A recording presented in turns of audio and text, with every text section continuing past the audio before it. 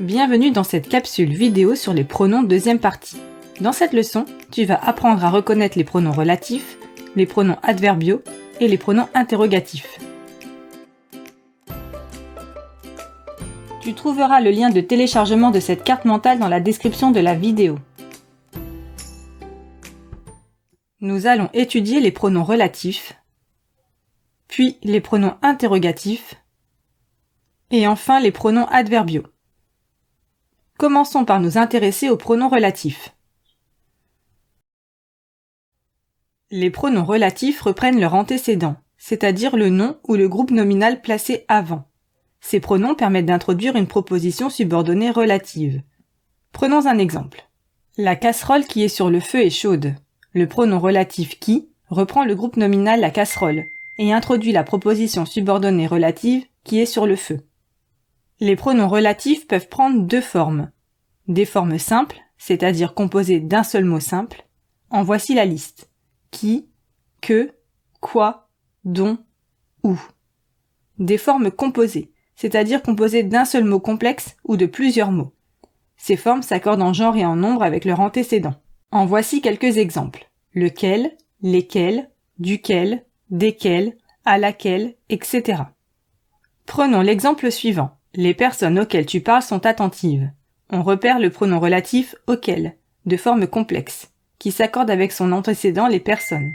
Il est donc au féminin pluriel et s'écrit AUXQUE2LES.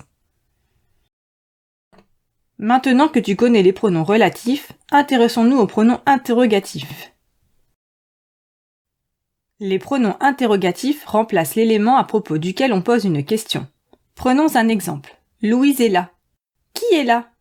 Le pronom interrogatif qui reprend le nom Louise, à propos duquel on pose une question. Tout comme les pronoms relatifs, les pronoms interrogatifs peuvent prendre deux formes.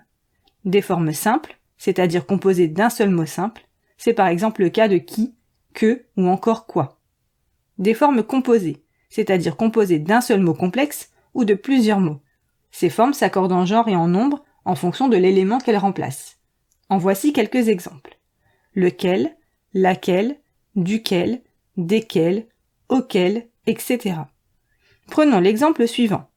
Lesquelles sont tes clés? On repère le pronom interrogatif lesquels, de forme complexe. Il s'accorde selon l'élément qu'il remplace, c'est-à-dire tes clés. Il est donc au féminin pluriel et s'écrit LESQUE2LES. Attention, certains pronoms peuvent prendre la même forme. Alors, comment différencier pronoms relatifs et pronoms interrogatifs? Tout d'abord, il faut utiliser le contexte, fourni par la phrase. Ensuite, il faut retenir que les pronoms interrogatifs sont uniquement utilisés pour poser une question. Après avoir appris à identifier les pronoms relatifs puis les pronoms interrogatifs, étudions les pronoms adverbiaux.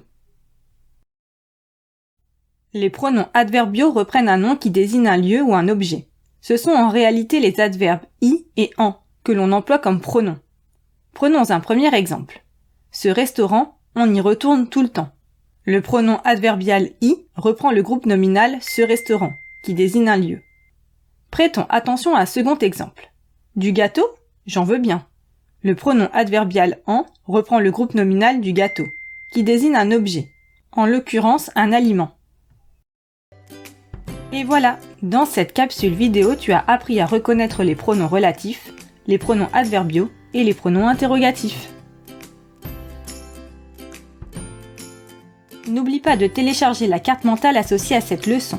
Le lien de téléchargement se trouve dans la description de cette vidéo. Tu trouveras aussi de nombreuses fiches d'exercices et des quiz pour t'entraîner. À bientôt!